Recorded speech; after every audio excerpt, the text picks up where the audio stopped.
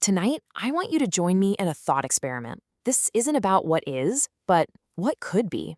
It's an exercise in looking at the systems that hold our society together and asking what happens when one of the most basic foundations is questioned. So, just for a moment, imagine it's a normal Tuesday morning. Sun's up, you're making coffee, you turn on the news, and there's a press conference happening in Sacramento. It just seems like background noise. Until suddenly, it's not. A state official standing at a podium says that one sentence. And this isn't about correcting a typo. It's a stunning admission that the very number that defines the state's identity, its power, has been wrong. Not for a month or a year, but for years.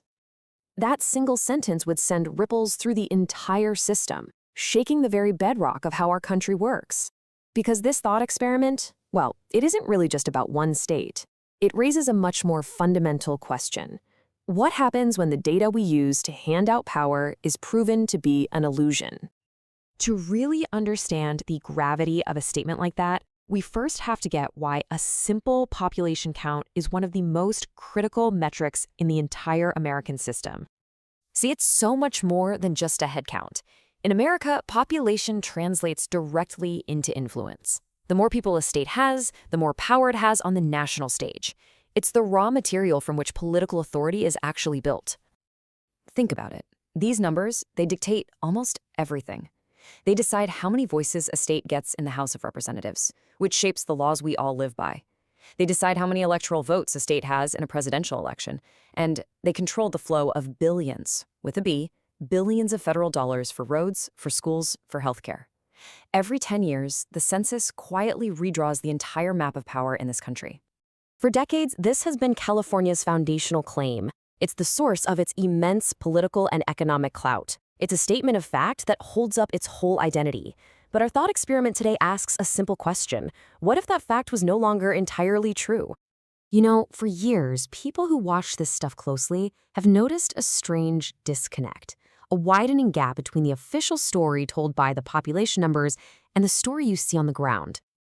On one side, you have the official estimates, which suggest a stable, maybe even growing population. But on the other side, a very different story seems to be emerging. You look at data from moving companies like U-Haul, tax filings from the IRS, school enrollment numbers. They all seem to point to more people leaving than coming in. Anecdotes about lower occupancy in major cities become harder and harder to just ignore. So, how can both of these realities exist at the same time? Well, the answer might be in how we count people these days. It's no longer just about knocking on every single door. Modern census work relies heavily on really complex statistical models, on projections based on past trends, and a whole host of adjustment formulas. Now, these are sophisticated tools for sure, but they're also layers of abstraction, layers between us and the simple truth.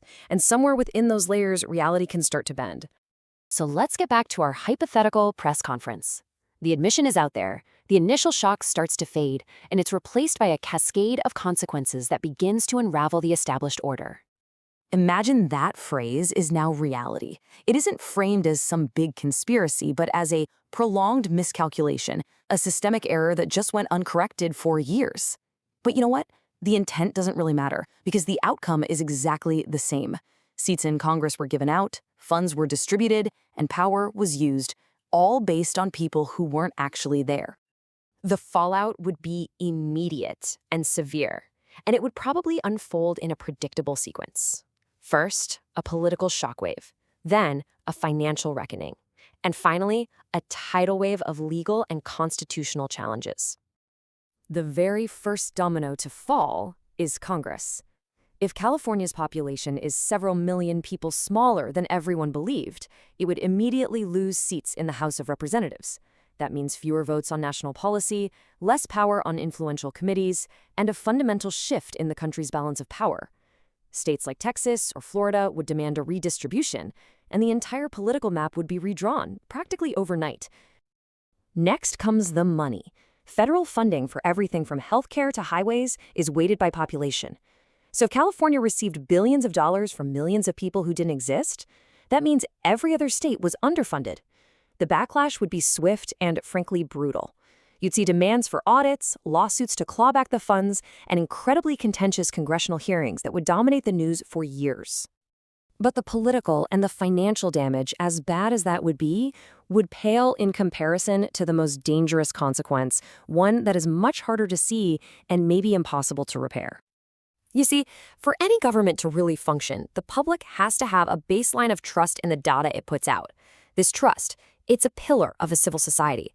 It's the belief that the numbers we use to make huge decisions are actually real. But in our scenario, that pillar would begin to crumble. This is the question that would start to echo in the minds of millions of people. If the most fundamental data point, literally just how many people live somewhere, can be wrong for years, then what other official numbers can we actually believe? The doubt would become contagious. Are the unemployment figures accurate? Are the crime statistics being reported correctly? Are the inflation numbers real? Once the credibility of official data is broken, governance itself becomes unstable. Institutions lose their authority, and facts become just a matter of opinion. And this leads us to the final, and maybe the most important, question our thought experiment raises. It's not just about how the numbers are counted, but why a mistake like this might be allowed to go on for so long. Look, this isn't about proving malice. It's really about understanding incentives. When more people means more power, more federal funding, and more national influence, there is a powerful systemic pressure to keep the numbers high. There is simply no institutional reward for asking the tough question and a powerful incentive not to find the real answer. In an environment like that, inaction can have the exact same effect as intentional manipulation. A reluctance to ask hard questions, a preference for the models that give you a favorable number, a quiet acceptance of the status quo, they all work together. Slowly, and without a single official order, silence just becomes the default policy. In the end, this thought experiment isn't really about California. It's about the deep relationship between data, power, and trust. And it forces all of us to confront a foundational question in any representative system. If population numbers are the currency of power, then who ultimately controls that currency?